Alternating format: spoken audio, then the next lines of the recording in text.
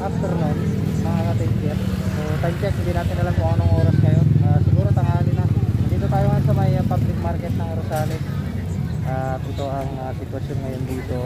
Busy ang lahat ng mga tao at bumibili ng mga i-display sa kanilang bahay. So maraming tao doon sa pagatan. Yun, may nagbabarbecue doon mga ka-taker. Sarap. Tapos dito naman sa kamianan natin, madami na yung mga tao mga ka-taker. Tapos palengke sa loob, grabe maraming tao ngayon. So update mga ka-taker, dito rin tayo sa may side ng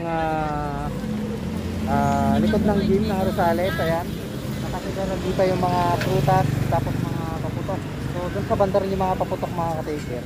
Tapos dito naman yung mga prutasan. Ayun o, mga prutas. Ay, agay, nag-chat-chat palagos mo.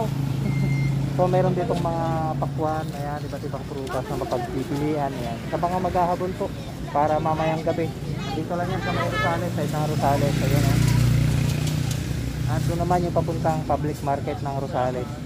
So ito mga ka-taker, Merry Christmas po in advance sa inyong lahat.